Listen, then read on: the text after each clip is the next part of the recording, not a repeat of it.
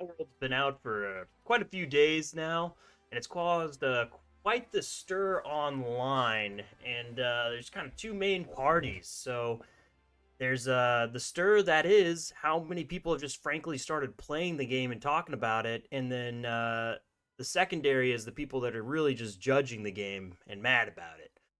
So today we're going to be looking at, what is Pal World. We're going to be looking at doing a review of it, and then I'm going to give kind of a brief explanation to some of the drama and kind of what my viewpoints on it are.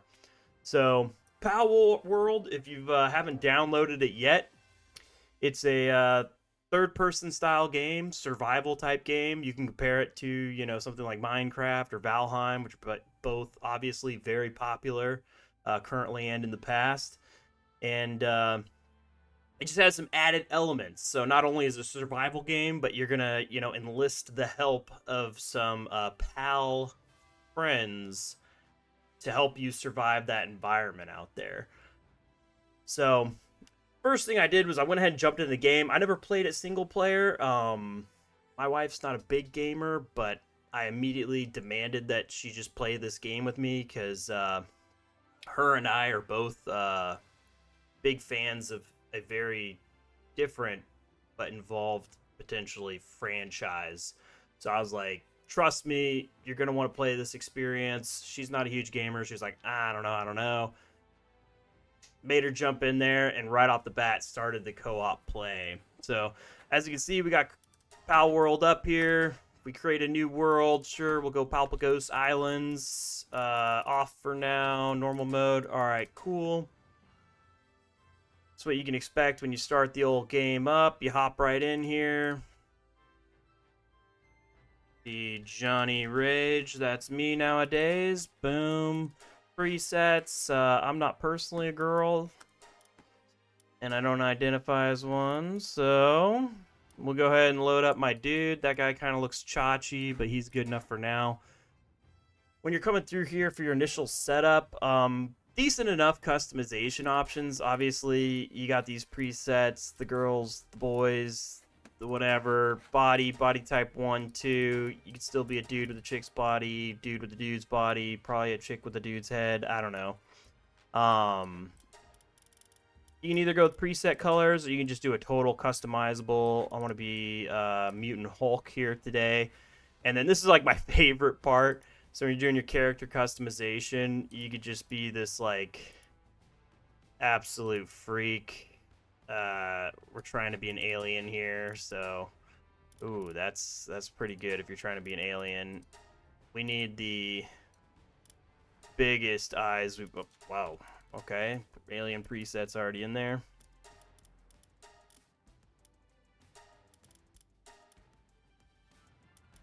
Perfect. I don't know what kind of hair aliens have.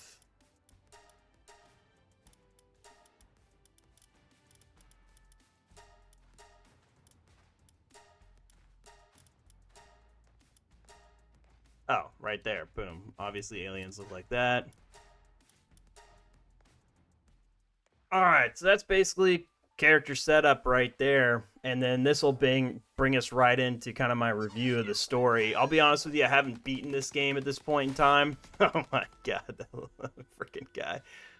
I haven't beaten this game at this point in time. It's only been out for a couple of days, and unfortunately, I do have a real job. But there you go. Something about the towers and the trees, and that's basically the story to kick us off. And obviously, people have been making parallels between this and Pokemon. I think I've gotten up to about level 15, just slow rolling it with friends, and that's pretty much it. There's a tower right there. You can see it. I'm sure there's several more towers, and there's a evil syndicate that holds the towers, and the towers are the key. So I'm sure some people have made it much further than I have, because there's been people just absolutely grinding this thing out. But yeah, you're basically going to defeat the syndicate to unleash the towers to figure out, what the truth of this land is or whatever. So that's the story. So not a whole lot of story, but enough to go off of. Because remember, this is a survival type game. Like, lots of times, story's not really the focus here. some more about the gameplay, which before we get to that, I'll just move into, since we're already looking at this thing, graphics. Graphics wise, really solid game. Like, is this a triple A single player blow your mind type experience? Absolutely not. But for being a survival type game, uh, really adequate, really adequate. In fact, quite beautiful all in all. Really pretty good effects. The monsters are cartoony, but have great, high freaking polygon, really nice looking, great cartoony textures. This dude looks awesome. I'm really tempted to just punch this thing, but he would just absolutely beat my alien ass. So, anyway, all in all, the graphics are great. If you can't tell from the short amount of gameplay, they truly are good. Water effects are good. Come down in here to see what we got going on. And overall,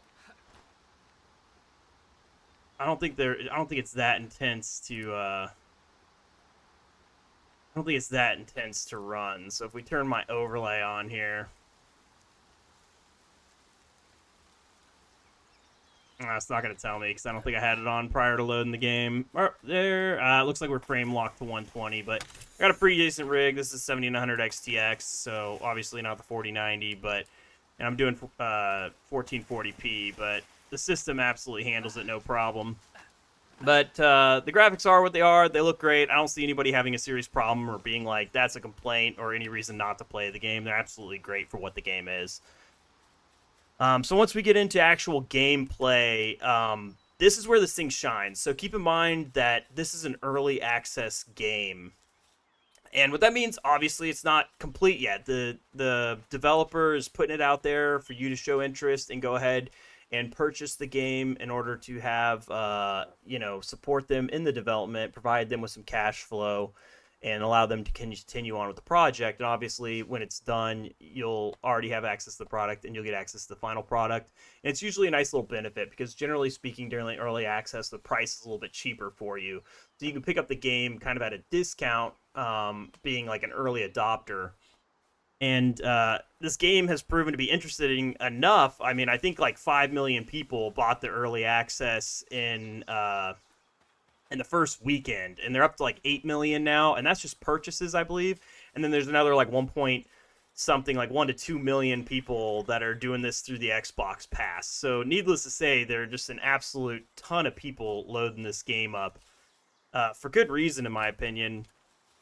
And overall, so what's the state of the game? It's an early access game. The state of the game, in my opinion, for being the initial early access release, and generally with these early accesses, the initial one might be a little rough or a limited version of the game, and then they'll continue to update it, and you'll continue to be able to explore more and do more. I mean, if you could just tell, pretty much the whole map is available right from the get-go to explore, and right now you initially start out in this area, but if you do die, and for some reason, or I guess if you probably wanted to just reposition and you die, you can select to start somewhere else. So if you wanted to explore a different area in a new game, you could kind of manipulate that to make it happen. One of my personal things that I love is I've known several games to do this type of thing, but the ability to just absolutely climb and scale anything with the limit of your stamina. So I imagine as you begin to explore and climb and do different things more, leveling up your stamina, getting more stamina will probably open up new areas to you, which makes it even more exciting because as you continue to level, you'll continue to be able to access and do more things. So that's one feature I wish more games would include. Nothing is more frustrating than like coming up to a wall in a game and being like, oh, I can like jump it, but I can't get over it. But like, oh, I got to figure out where the game will allow me to get up this wall. And it's like, hey, in real life, I would just reach up and push myself over the wall. If I'm strong enough to survive out here in the wilderness, I'm probably strong enough to scale this pile of bricks. So, good on them for including that feature. And then eventually, once you build more items and stuff, you get kind of like the parachute type functions. So you're not just jumping off stuff. You can kind of glide down. And that is what it is. So more about gameplay. Overall, standard survival, right? So you're gonna load into this game. First thing you're gonna do, you're gonna get the tutorial up there. You need to start gathering stuff. So you're gonna gather branches, gather everything. It's gonna have you create a workbench. That's great. And then from the workbench, it just takes off from there. You're gonna start building, a housing structure, all that type stuff. Um, and eventually you'll get your base all built up. So you'll declare like, this is my base. Yeah, here, level 15 game. I haven't done anything too crazy in here, but I'll kind of give you the example.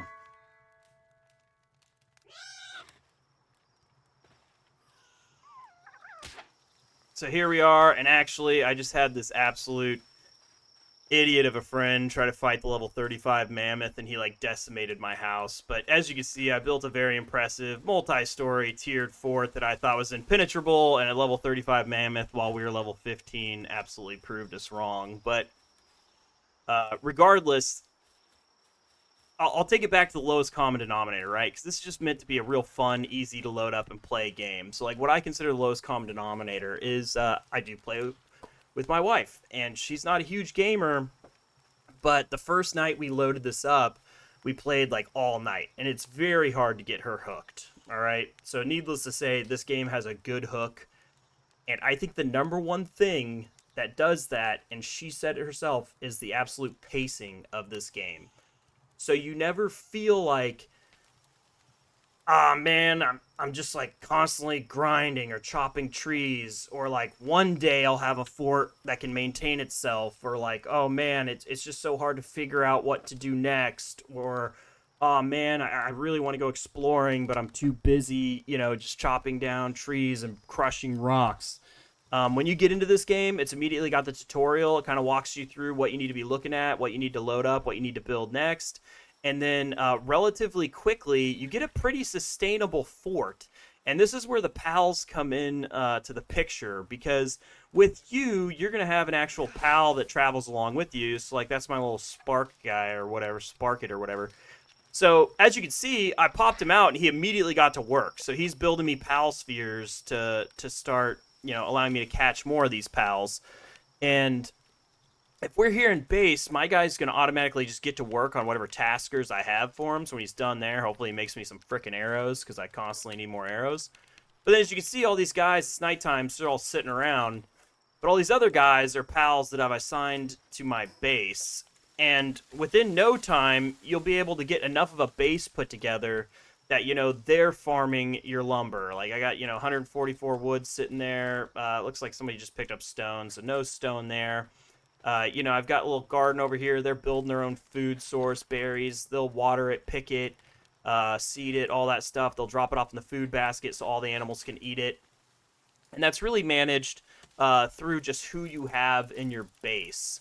So you just need to make sure, like, I like them developing their own food, so I'm not constantly feeling like I just got to go out and hunt to feed this, base. Like, I want them to make their own food. So right now, this is all jacked up because, like I said, we were just throwing bodies at level 35 mammoth because my idiot friend wanted to try to beat him while we're half his level. But normally I'd have, like, waters, seeders, lumbers, people like that, so they can just be constantly, while I'm out exploring and doing the things I want to do, the base is self-sustained. They're kind of taking care of it. They're feeding themselves. They're collecting the things I want them to collect.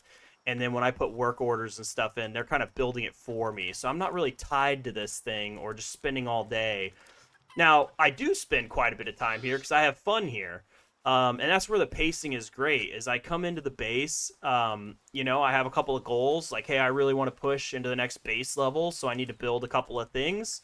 You come up here, you go to your technology, and then when you level up, you get technology points. You use them on whatever you want to learn how to build. So, like, hey, I want to start eating my animals, so I'm going to make a meat cleaver. And if they don't produce on my farm, then I will eat them. And that's just the way that our labor laws are going to be in this world, I guess. Which does not reflect my perception of the reality of the world, but just as a joke, because I think it's funny they got the meat cleaver in there.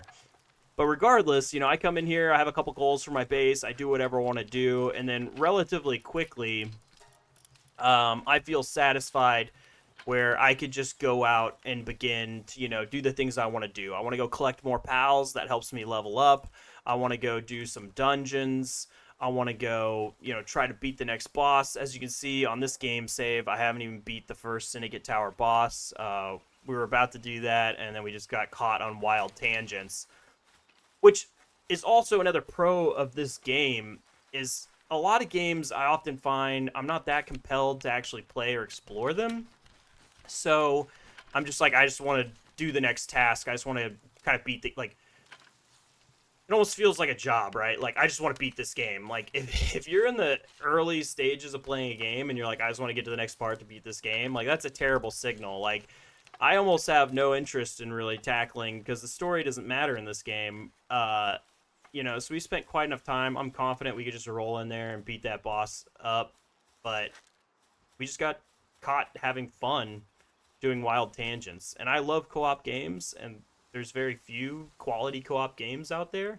And so this is already promising to be one of them. But then that's kind of going to be it. It's like base management, collect your pals, get the right pals doing the right jobs. They become self-sufficient. That frees you up to really do the things you want to do. Like if you want to sit in base and figure out how to make a cooler base, you can do that. If you want to be an interior designer, you can do that. If you want to just purely explore and try to find new pals, you can do that. If you want to just sit there and do dungeons all day and find treasure at the end of them, you can do that. And I think that's what's impressive about this game. Like what impressed me the most is just how much there is to do for for an early release game, and everything works pretty good. Like building works great. You push B. I want to build a foundation. Maybe no, I don't want wooden roof. I want foundation. Maybe I want to build a barn for my little pals. I need to have wood in my storage, but like the walls, they automatically just clip right into place, and I'm out of materials. But you can see what I mean. Everything just falls into place relatively easy, super simple system. And right out of the gate, it's all working. Right out of the gate, the AI on the pals works pretty good. They all kind of have their default tasks, and then you can set them off on other tasks. And then if they're not doing the task you want them to do, you can literally just find them and, well, that guy's doing something. I don't know. If you find a free guy, you can, like, pick him up. I forget what the button it is to pick him up. I thought it was just F, but it's not working. Oh, it's because I'm in build mode still. All right, cool. Yep. So if I'm like, yo, Tudicris, or whatever your name is, you're not doing what I want you to do, you just throw him on what you want him to do. Now, he's not a lumberer, so he's going to ignore me, but it's like that simple. There's not some complex like assignment table or like job board or anything. It's just like, hey man, I want you working on this, and you pick him up and you throw him on it, and he'll begin to work on it. So extremely simple systems that are just very effective while you're actually playing the game. So overall, story is more than adequate for the style of game. Pacing above average, far above average. Like this game already has great pacing to it. The graphics look great, and it's co-op, which I absolutely love. I think you can put up to 32 people in a game. I've only ran up to like 3 because I only have 3 friends, including my wife, which is depressing. But maybe I'll find some more friends here pretty soon, and I'll get them in the game to see how this goes. And then the building function just is so easy, so easy. Once you get used to it, you're no longer just like frustrated trying to be like, why doesn't this work? Why doesn't this work? I mean, I literally it's broken now because the mammoth attack, but I threw this whole base together in a matter of minutes when my buddy was just like trying to figure out how to play the game for the first time. I was like, you know what, you kind of, fuck around, look at the tutorial, figure it out. I played it like last night, so I'm just going to pick up some trees and put this huge, what I thought was kind of a traditional fort together, so we'd have an awesome defensive position here. But overall, would I recommend this game? Absolutely. What you get from an early access game, and it was on sale on Steam for $26.99. I don't know if it is anymore. That was only 10% off, so even if it's not, it's $30. what you get in this game for $30 is insane. And that's kind of going to like segue us into some of my next topics is, there's so many large game developers out there these days that produce just absolute garbage, and they have pushed you into a position where you just believe that like $70 for a base game is normal, and you should be paying 100 for a game plus a little bit of DLC content in it. Basically, like, ooh, I get the game plus I get an extra mount skin. That's really worth $30. And then you're going to load into the game, and there's going to be an in-game store, and every skin's going to be another $24 and all this stuff. For the price of buying one skin in Call of Duty or Diablo 4, you could damn near buy this entire game. And I can tell you, after only 2 nights of playing this game, I've had more fun playing it with my friends than I have in other major titles. So that's why it's such a strong recommend, is just flat out not that I enjoy the game, but also it's really refreshing. And some companies have gotten really skeezy. It's an early access game, and there's been people, including, stores in their early access game, like live money stores and early access games and stuff like that, or betas. And it's like, dude, if you're still working on the game, why are you wasting manpower developing real money store items? Like, how about you get the fundamental platform running first, and then if I decide I like it, I'll think about giving you some money, but you're already charging me 60 to 100 bucks for the base game, so I better like it a ton. And like, that's my like tip on top of the tip. Like, this was the greatest experience I've ever had. Maybe I'm going to continue to play it, so I'll buy something from your store. But like, honestly, probably not. Coming out of the gate, asking me like, hey, it's going to be $100 for the game plus the one mount skin. That gets you into the early access beta. You load into the beta, then they're trying to sell you more stuff in a store that's in a beta that's in a game that's not even done, that you're testing. Like, absolutely unacceptable. So the fact that you can load right into this game, have a great time with your friends, get it very cheap for what games go for these days, and just have fun. That's the entire point of games. We get so wrapped around the axle and like, well, which game has the best graphics, or which game has the most players, or which game has the whatever.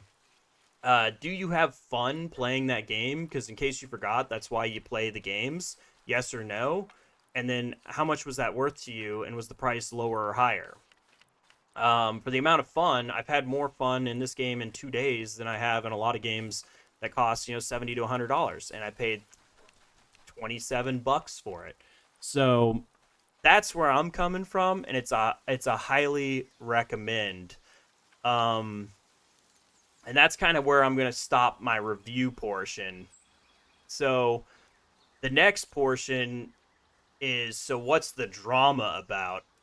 And kind of, and what's the deal with that? So like, there's the good, is I think the game's a good game, and I think that speaks for itself. Millions of players are playing this thing. I think on Steam this was like the number one concurrent player at launch, and then like of all time it's like number like somewhere between 5 and 7 or something crazy like that. So like, how this game's beating out major production games. So I think the people agree it's a pretty fun experience and a great value. So then what's like the dark side of the story, or the downside?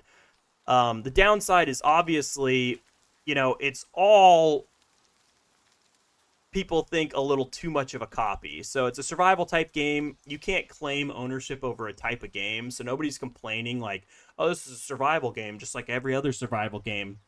But then there's the pals aspect, like, here's my Hookrity guy that's in the wild. Just like classic Pokemon, because that's the complaint, right? Is Pokemon. I just beat him up a little bit, and then I throw my ball. I capture him.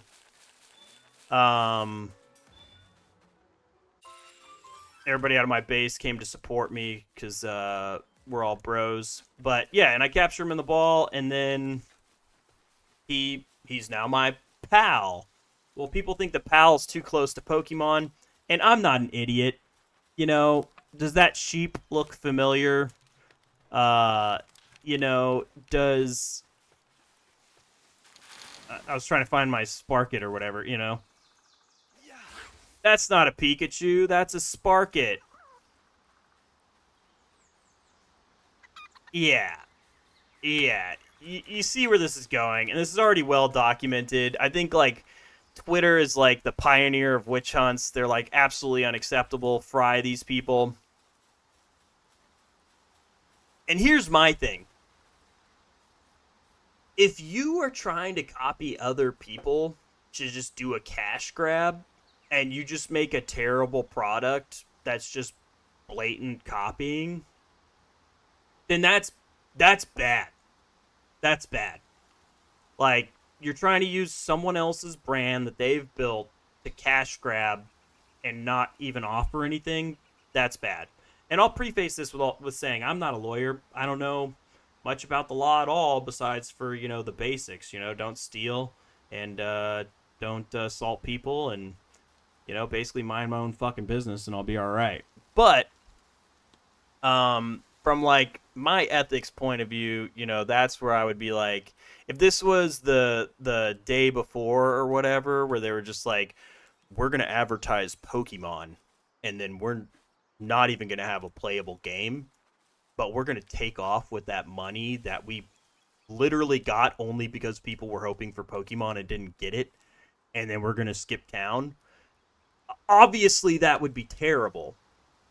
But here's the thing: is this game is fun, and what is crazy about it to me is, legally, if Pokemon does own certain rights or different things, then it's going to be cut and dry. And it's just going to be like, hey, you weren't allowed to cross that line. So you need to come back across that line, or you owe us money, or both, or there's going to be a fine, or you got to change the game, or else you got to, take it down until you change it, and then it's going to be good enough or whatever. And they're going to figure that out in court.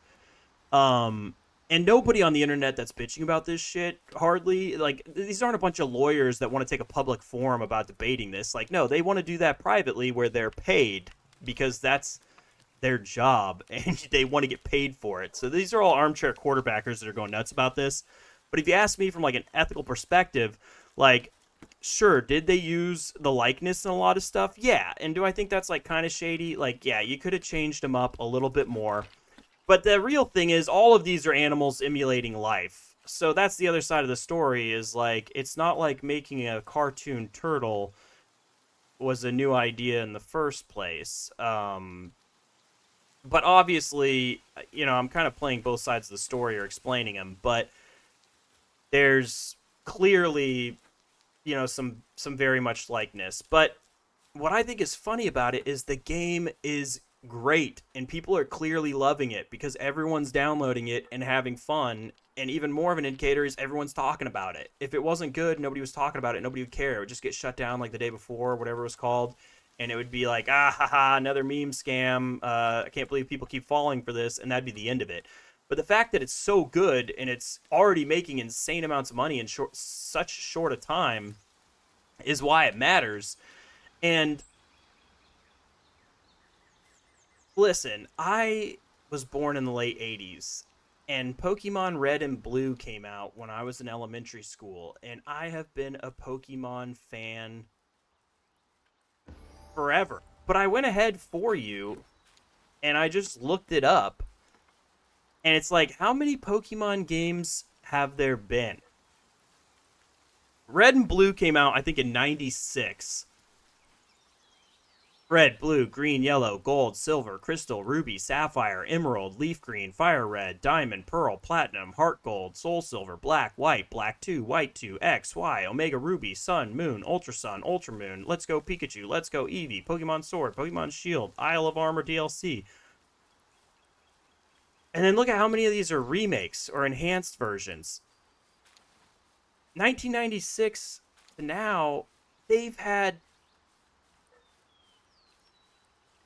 30 some odd years to change up the game and to do something innovative and to do something. And I love the franchise. I do.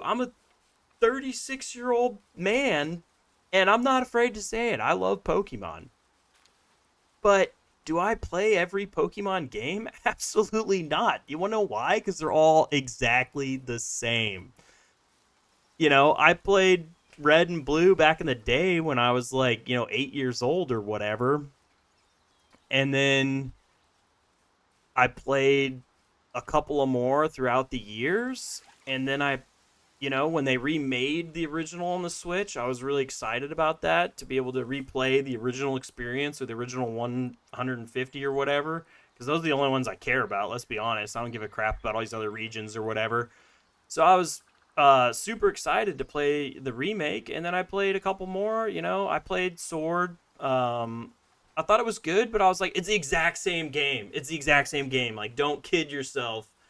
They're all the exact same game. So for 30 years, everyone's been like, we can't make games about pets because that's Pokemon's thing. And Pokemon just keeps making the same game. And what I think is so funny is there's all this crazy stuff. Let's see where it's at here. So, like, Palworld developers say they've been getting death threats among Pokemon ripoff claims and all this stuff. Dude, every time a Pokemon game comes out, the Pokemon community is pissed because of how terrible it is. They're like, dude, this is the, ninth Switch Pokemon game that's come out, and the graphics get worse every time. Like, what is the console, like, dying or getting slower? Like, how do the graphics keep getting worse? Like, the gameplay keeps getting worse. Everything keeps getting worse. Do you know what's hilarious to me? Is if you look up Pokemon Legends Arceus, or however you say that, people will be like, oh my god, it's so refreshing to get a good look at a new fresh Pokemon game that's totally different. Oh, thank god, something fresh. Do you know what the difference in that game and the rest of the Pokemon game are? Instead of catching the Pokemon and training them, it's a little bit more of an open world, and you're taking pictures of them instead. Whether you're catching them or taking pictures of them, you're always just cataloging for Professor Oak or Professor whatever the game is. It's the same exact thing, dude. You just don't actually get to have them anymore. So, like, you used to have them and be proud of them. Like, that's my Pikachu. Now you're just like, look at these sweet photos I took of a Pokemon. But regardless, I mean, that's the kind of thing that's going on, is you've got one party that's just like enjoying the game and having a great time because they realize that the point of playing a game is to have fun. And then you got the other party that is, just livid about this because they're like, it's an absolute ripoff. It's whatever. Like, listen, whether it's a ripoff or not is going to be settled in court. And I think regardless, this game is going to continue on. They just might be forced to, dial some stuff back.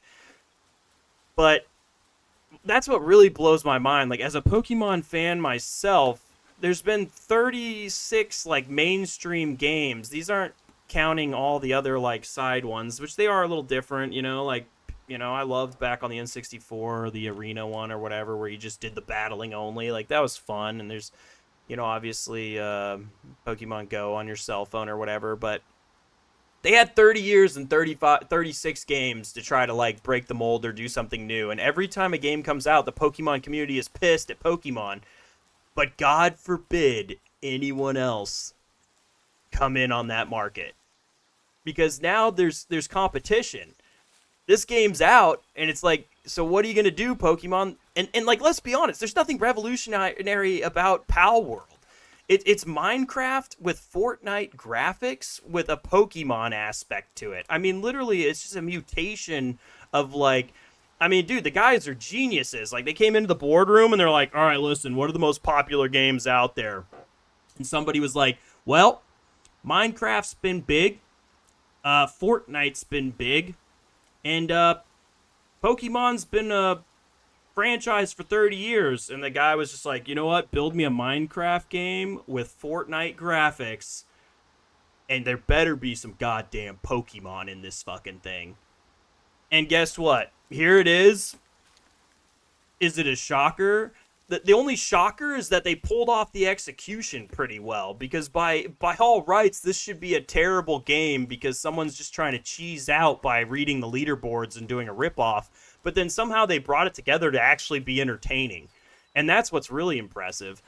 But it's like, what kind of Stockholm syndrome do you have to be just provided poor product after poor product from a company, and then when somebody does it better, you're like, no, F those guys, dude. Like, take them to court and have them shut down. Cease and desist.